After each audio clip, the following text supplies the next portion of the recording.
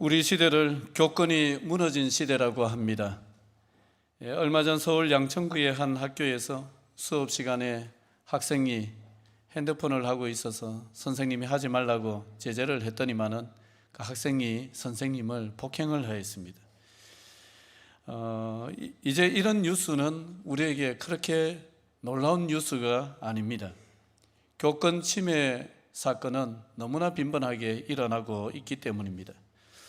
통계를 보니까 교권 침해 사례가 매년 늘어나서 2023년도, 2024년도 통계를 보니까 한 해에 1,300건 정도 일어나고 있다는 거예요.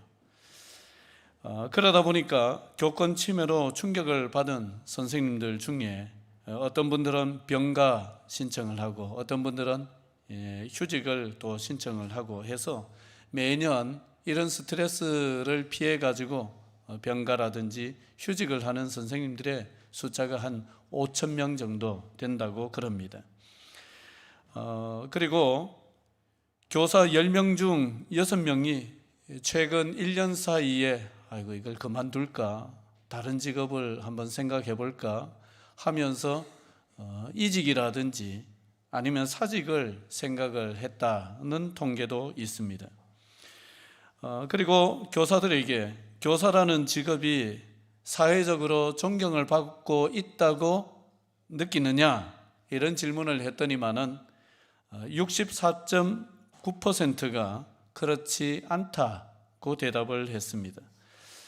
예전에는 선생님 그림자도 밟지 않는 시대가 있었습니다만은 지금은 정말 격세지감입니다. 너무나 세상이 달라져 버렸습니다. 교회는 어떨까요?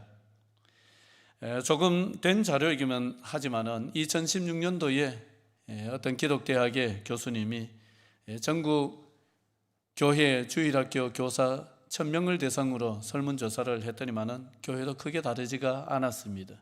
주일학교 교사하기가 힘들다는 대답이 대부분이었습니다. 아니, 더 힘든 것 같아요. 무엇이 그렇게 힘드냐 했더니만은 가장 많이 나온 대답이 아이들과 관계를 맺는 게 너무 힘들어요. 옛날에는 그냥 아이들이 저절로 따라오고 이런 시대가 있었지만은 지금 아이들은 말 한마디 걸어도 대답 듣기가 힘들다는 거예요. 막 몇 번을 물어봐야 겨우 대답 한번 들을까 말까 한 이런 시대다 보니까 관계를 맺고 이제 원활하게 해나가는 게 그렇게 스트레스고 부담이고 힘이 들다 그런 얘기를 합니다. 그 다음에 또 뭐가 힘드냐 했더니만은 학생들이 듣지를 않아요. 요즘에는 학교건 또 어디건 할 것 없이 아이들은 다 그냥 엎드려서 있든지 잘 듣지를 않든지 이런 모습들이 많습니다. 그게 힘들다는 거예요. 그리고 또 뭐가 힘드냐 했더니만은 주일학교 선생님들은 주일학교 교사 한 가지 일을 합니까? 이것도 하고 저것도 하고 여러 가지를 합니까?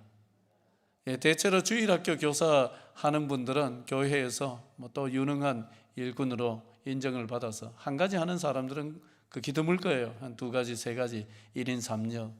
주일이 되면은 진이 다 빠질 정도로 일을 하게 됩니다. 그래서 맡은 것이 많다 보니까 힘이 들다 이런 대답을 하였습니다. 그렇게 힘든데 그만두고 싶지 않느냐라고 물었더니만은 놀랍게도 가장 많이 나온 대답이 그래도 주어진 사명이기 때문에 감사함으로 감당하려고 합니다. 이 대답이 가장 많이 나왔습니다. 그렇습니다. 우리 주일학교 교사는 무슨 월급을 받습니까? 무슨 보상이 많이 주어집니까? 그런 것이 전혀 없지 않습니까? 그럼에도 불구하고 영혼을 감당한다는 것이 얼마나 참 이 귀한 일인지 사명감 때문에 한다는 것입니다. 나름 준비하고 또 임해도 주일이 지나고 나면은 우리 선생님들은 항상 마음속이 무거워요. 내가 뭔가 죄를 지은 것 같이 열심히 해도 부족하게 한 것 같고 좀 더 했어야 되는데 이런 마음들이 항상 드는 게 주일학교 교사입니다. 그래서 누가 뭐라 하지 않아도 항상 마음은 눌려 있습니다. 이게 뭡니까? 영적 부담감이죠. 영혼을 감당한다는 것은 영적인 부담감이 이만저만이 아닌 일입니다. 그래서 오늘 스승의 주일인데 우리 주일학교 선생님들에게 화이팅을 한번 외쳐주고 싶습니다. 주일학교 선생님들 힘내십시오. 화이팅입니다. 너무 조용하게 했죠. 그러면서 화이팅을 외치면서 해주고 싶은 말이 있습니다. 그 첫 번째는 뭐냐 하면은 주님은 결과가 아니라 우리 선생님들이 그 무거운 영적인 부담감을 안고 그래도 주일이 되면은 어김없이 교회에 와서 아이들 앞에, 그 힘든 아이들 앞에 매주 서는 그 모습을 우리 주님은 받으십니다. 그걸 받으시는 거예요. 마가복음 25장 21절입니다. 마태복음 25장 21절입니다. 같이 읽겠습니다. 시작. 그 주인이 이르되 잘하였도다 착하고 충성된 종아, 내가 적은 일에 충성하였으며 내가 많은 것을 내게 맡기리니 내 주인의 즐거움에 참여할지어다. 아멘. 이 말씀은 달란트 비유 중에 우리 주님이 주인이 한 얘기로서 하신 말씀인데, 그 주인이 5달란트 받았던 종과 또 2달란트 받았던 종에게 똑같이 하셨던 말씀입니다. 우리는 달란트 비유에서 5달란트 받은 종 그리고 2달란트 받은 종이 왜 칭찬을 받았느냐 했을 때에 5달란트 받은 사람은 5달란트 남겼고 2달란트 받았던 사람은 2달란트 남겼기 때문에 그 결과를 보시고 주님이 또 주인이 칭찬을 했다, 이렇게 생각하기가 쉽습니다. 그런데 이 구절을 잘 읽어보면은 주인은 5달란트 받은 종, 2달란트 받은 종이 작은 일에 충성했기 때문에 칭찬을 하고 있다는 것을 보게 됩니다. 무슨 얘기냐? 작은 것이 주어졌을지라도 열심히 거기에 또 노력하고 또 이것저것을 시도하고 했던 그 모습을 주님은 칭찬을 하시는 것입니다. 달리 말한다면 주인이 칭찬한 것은 결과가 아니라 작은 일에서부터 충성을 다하고자 했던 그들의 모습, 그 과정이었습니다. 군에서 겨울을 보낼 때 뭐니 해도 가장 힘든 일은 눈 오면은 눈 치는 일인데, 그 부대의 진입로가 아주 긴데 그 진입로에 눈을 칠 때에 철칙이 하나 있습니다. 철칙이 뭐냐? 고개를 들어서 얼마나 많이 남았느냐, 이거 보면은 안 되는 게 철칙입니다. 봐도 되지만은 보는 순간 힘이 더 나겠습니까? 힘이 빠지겠습니까? 힘 빠지는 게 아직 한참 까마득히 남았습니다. 그러니 그거 안 보고 그냥 땅만 보고 내 앞에 있는 것만 열심히 치다 보면은 어느새 이제 거의 다 치게 되는 이런 일이 따라오는 것이죠. 과정에 충실한 것입니다. 결과를 너무 생각하면은 부담만 커집니다. 감사하게도 주님이 우리에게 요구하시는 것은 결과에 대한 충성이 아니라 과정에 충성하는 것입니다. 주님은 결과 이전에 참 그 무거운 영적인 부담감을 안고 그래도 어디 가질 아니하고 교회에 와서 그 아이들 앞에 오늘도 서는 그 모습을 주님은 받으셨습니다. 주일학교 선생님들에게 화이팅을 외치면서 해주고 싶은 두 번째 말은 자라게 하시는 분은 하나님이라는 사실을 기억을 하라는 말씀입니다. 자라게 하시는 분은 하나님이십니다. 주일학교 사역이 힘든 이유 중에 하나는 아이들이 바로바로 변화되지 않는다는 거예요. 뭐 이렇게 또 애를 쓰고 내가 이런 영적인 부담감, 큰 부담감을 가지고 뭔가 했으면은 아이들이 그 다음 주에는 또 바뀌고 그 다음 주에 또 바뀌어주고 이렇게 바로바로 뭔가 변화되는 모습이 보인다면은 뭐 힘이 나겠죠. 그런데 지난주의 모습이 이번 주 그대로고 뭐 다음 주도 보면은 그대로인 것 같고, 그래서 뭔가 바뀌는 모습이 잘 확인이 되지 않으니까 그게 힘들거든요. 오늘 본문 말씀입니다. 26절부터 29절까지 조금 길지만은 같이 한번 읽어보겠습니다. 어떤 말씀인지. 자, 시작. 또 이르시되 하나님의 나라는 사람이 씨를 땅에 뿌림과 같으니 그가 밤낮 자고 깨고 하는 중에 씨가 나서 자라되 어떻게 그리 되는지를 알지 못하느니라. 땅이 스스로 열매를 맺되 처음에는 싹이요 다음에는 이삭이요 그 다음에는 이삭의 충실한 곡식이라. 열매가 익으면 곧 낫을 대나니 이는 추수 때가 이르렀습니다. 아멘. 이 말씀은 하나님 나라에 관한 말씀입니다. 하나님 나라는 농부가 땅에 뿌려놓은 씨앗과 같아서 자라는 것이 눈에 보이지 않는다는 말씀이 그게 핵심이에요. 그런데 농부가 자고 깨고 하는 동안에 그 씨앗은 틀림없이 자랍니다. 그래서 매일매일은 어제하고 비슷해 보입니다.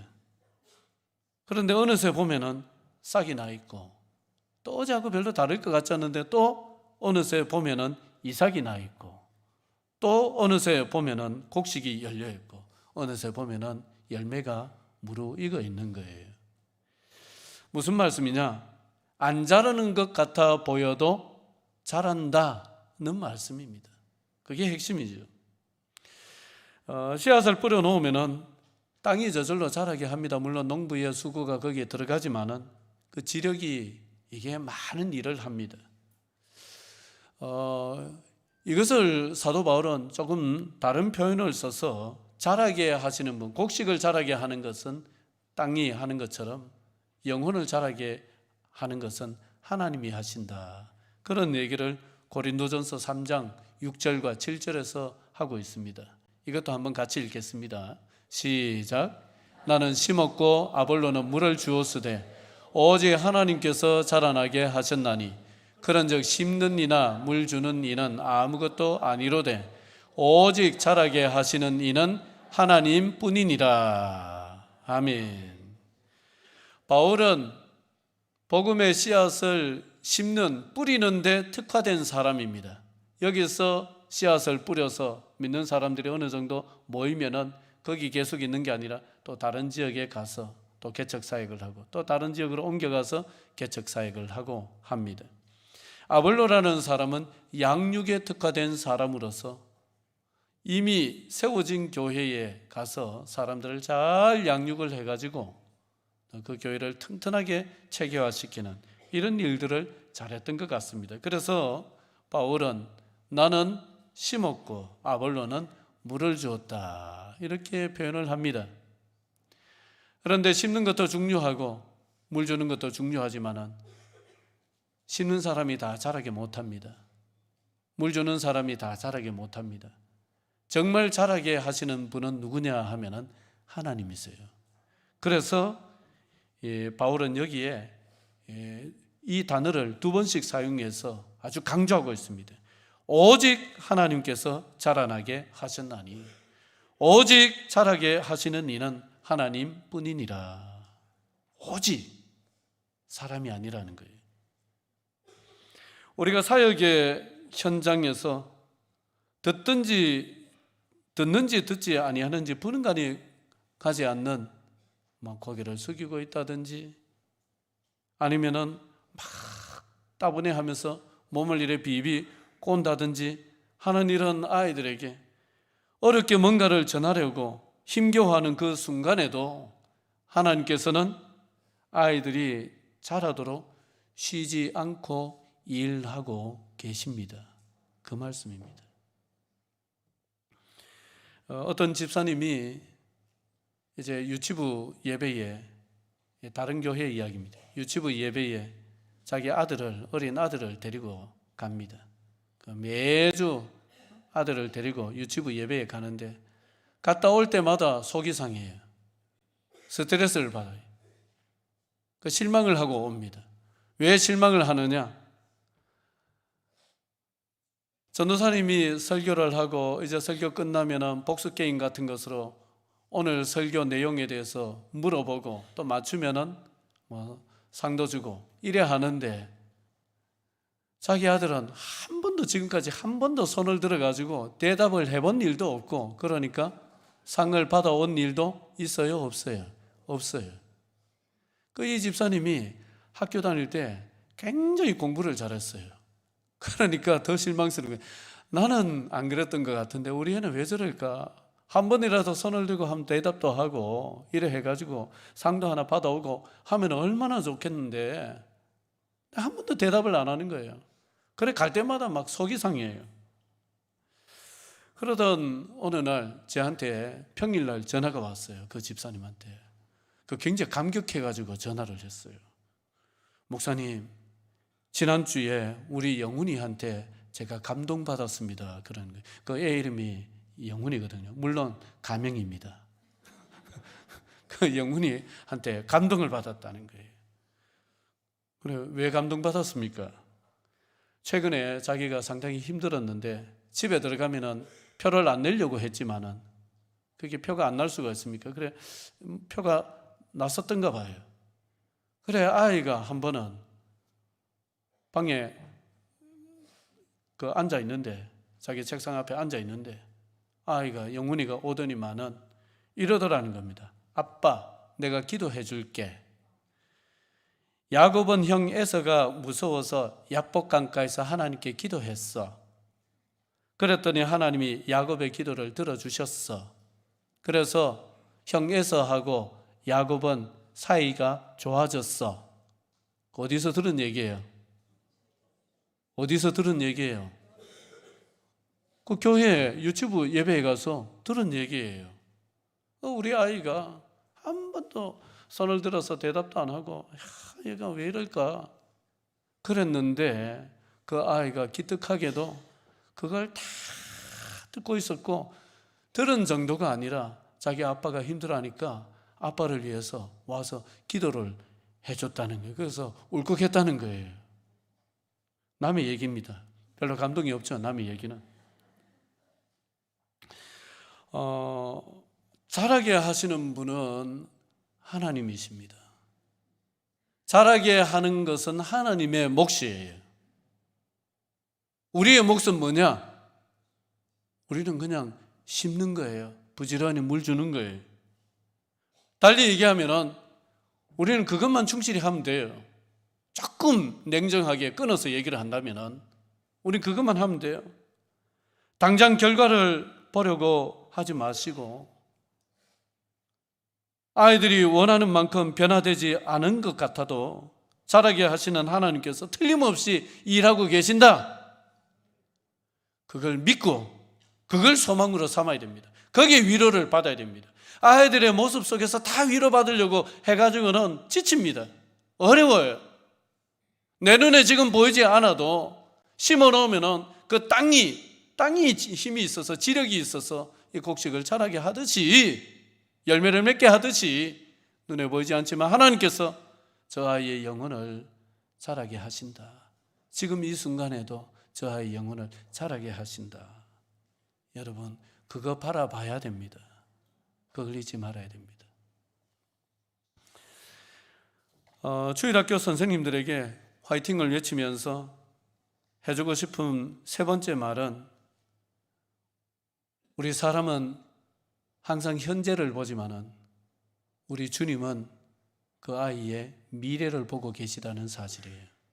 그걸 우리가 기억했으면 좋겠습니다. 주일학교 사역이나 가르치는 사역이 힘든 이유 중에 하나는 그것이 영혼을 감당하는 사역이기 때문입니다. 앞에 말씀드렸다시피 목회 사역이든 주일학교 교사 사역이든 영혼을 감당하는 일은 원래부터가 이건 힘든 일입니다. 그런데 우리를 더 힘들게 하는 것 중에 하나는 뭐냐? 우리 지역에, 아니면 우리 같은 이런 농촌 지역에 어떻게 보면 국한된 이야기일 수 있습니다만은, 우리는 어떻습니까? 공들여서 막 열과성을 다 쏟아부어서 아이들을 길러 놓으면은 아이들이 여기 있습니까? 남아 있어요? 많이 떠나잖아요.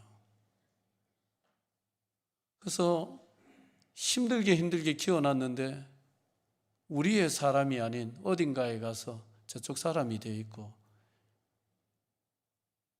그런 것을 보면은 참 힘들죠. 많이 힘듭니다. 그래서 힘이 더 빠지기도 합니다. 그래 도시의 교회들은 주일학교가 얼마다 이런 얘기를 들을 때마다 참 부럽기도 하지만 속이 상하기도 하고 그럴 때가 있습니다. 갈라디아서 6장 9절 말씀을 한번 볼까요? 같이 읽겠습니다. 시작. 우리가 선을 행하되 낙심하지 말지니 포기하지 아니하면 때가 이름에 거두리라. 우리가 지금 가르치는 아이들이 앞으로 어떻게 될지 우린 잘 모릅니다. 안동이나 대구에 있는 학교에 진학을 해서 생각보다 우리 곁을 조금 일찍 떠나는 아이들도 있을 것이고, 대학 진학해서 떠나는 아이들도 있을 것이고, 또 그렇지 않더라도 직장 문제 때문에 또 많은 아이들은 그때가 되면 또 떠날 것이고 그렇습니다. 그 중에 어떤 아이들은 회귀 본능을 발휘해서 아이고 나는 의성이 좋더라 해서 의성에 들어와서 또 터전을 잡고 사는 친구들도 있겠지만은 또 대다수는 그렇지 않죠. 예. 한번 중고등학교에 나가게 되면은 그때 나간 아이들은 평생 이제 나가서 살고, 이런 것이 우리 같은 이런 지방의 현실입니다. 그럼에도 불구하고 우리가 이 아이들을 위해서 매주 진이 빠지도록 힘을 쏟아야 될 이유는 어디에 있는가? 지금 우리가 맡고 있는 아이들, 그 아이들은 내 양이 아니고 주님의 양이기 때문에 그래요. 주님의 양이기 때문에 그래요. 그래서 우리는 언제까지나 내 양으로 남아주기를 바라는 마음이 우리는 있죠. 그러나 주님의 양이기 때문에 주님께서 이 양을 우리가 길러놔도 어디에서 어떻게 사용하실는지는 이것은 주님이 알아서 하실 일이에요. 그래서 우리는 내 양이 아니라 주님의 양이라는 것을 항상 기억하고, 이 아이가 언제 떠날지 모르는 상황이더라도 지금 열심히 하나님의 말씀을 먹여놔야 됩니다. 왜 우리가 진이 빠질 정도로 힘을 쏟아야 되느냐? 또 한 가지 이유를 든다면은 우리가 지금 어떤 신앙을 심어주느냐에 따라서 지금 이 아이들의 평생, 그 인생이 거의 결정이 됩니다. 거기에 따라서 많이 좌우됩니다. 그래서 우리는 지금 할 수 있을 때에, 지금 그래도 우리의 얘기를 들어줄 때에 우리는 최선을 다해서 하나님의 말씀을 그 마음속에, 그 영혼에 심어놔야 됩니다. 어느 날 초등부에 박철현이라는 아이가 친구 따라서 새로 나왔습니다. 그런데 감당이 안 되는 아이였어요. 이런 아이를 요즘에는 4차원이라고 부릅니다. 4차원. 이 아이는 교회에 나와서 예배 시간에 항상 바닥 청소를 해요.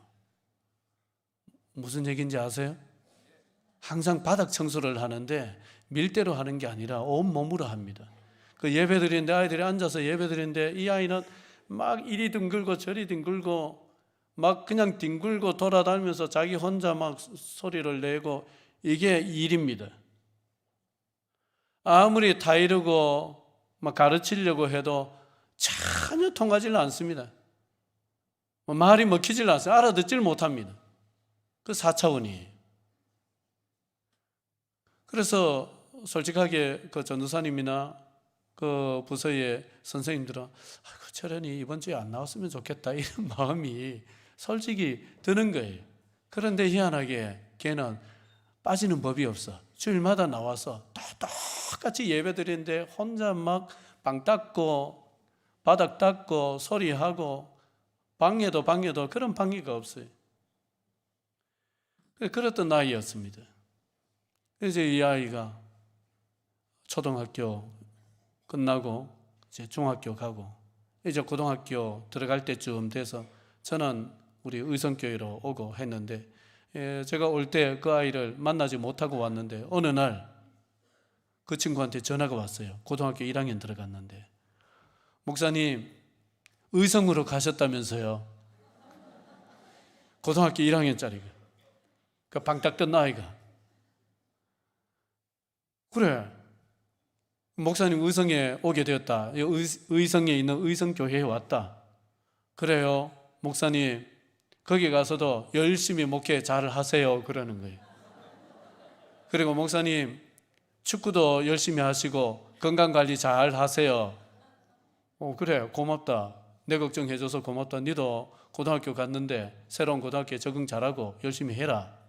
사모님도 잘 계시죠? 예.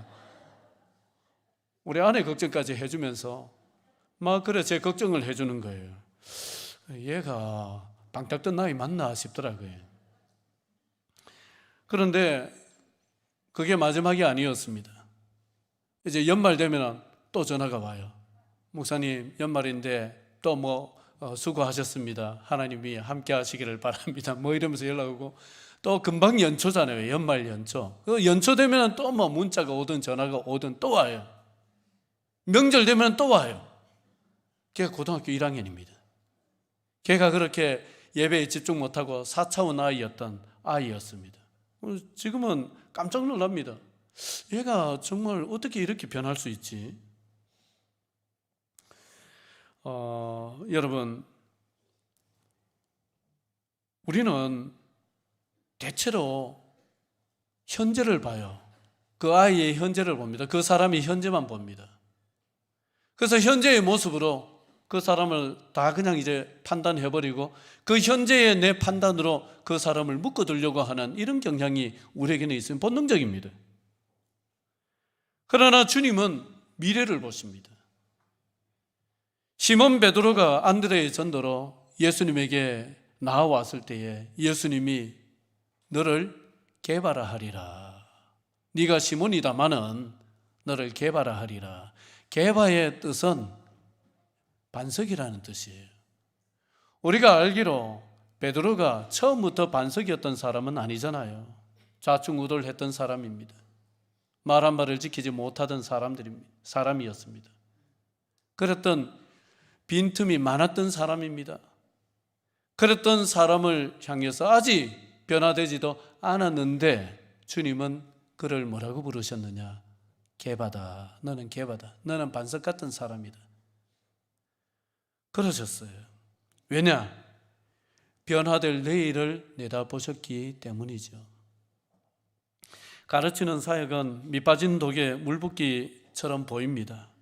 부어도 당장의 변화가 보이질 않습니다. 그런데 어르신들은 옛날에 집집마다 콩나물 시루 있었죠. 물 한 바가지 부으면 어떻게 됩니까? 한 바가지 다 빠집니다. 그건 줄줄 셉니다. 무슨 물에 영양제 타서 붓습니까? 맹물 붓습니다. 그래도 물은 다 빠지는 것 같은데 시간 지나면은요 콩나물은 쑥쑥 자랍니다.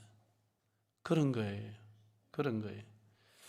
회귀 본능을 가진 연어처럼 돌아올 친구들도 있겠지만은 돌아오지 않을 친구들은 더 많을 것입니다. 그렇지만 오늘 우리는 주님이 맡겨주신 양에게 최선을 다하면 됩니다. 우리가 눈물로 뿌린 씨앗을 주님은 결코 헛되게 하지 않으실 겁니다. 우리가 뿌린 말씀과 기도와 또 정성이 결국은 그들의 인격이 되고 그들의 신앙이 되고 그들 인생의 나침판이 될 것입니다. 말씀을 맺겠습니다. 내일 지구에 종말이 올지라도 오늘 나는 한 그루의 사과나무를 심겠다라고 했던 그 스피노자처럼 오늘 우리는 맡겨주신 주님의 양들을 위해서 말씀에 씨앗을 뿌리고 또 기도로 씨앗을 뿌리고 사랑으로 씨앗을 뿌려야 되겠습니다. 자라게 하시는 분은 주님이라는 사실을 기억해야 되겠습니다. 주님은 결과가 아닌 영적인 부담감을 가지고 그 영적인 부담감을 짊어지고 오늘도 그 사역의 자리를 지키고 있는 여러분의 그 과정을 주님은 이미 귀히 받으셨다는 사실을 기억해야 되겠습니다. 기도드리겠습니다.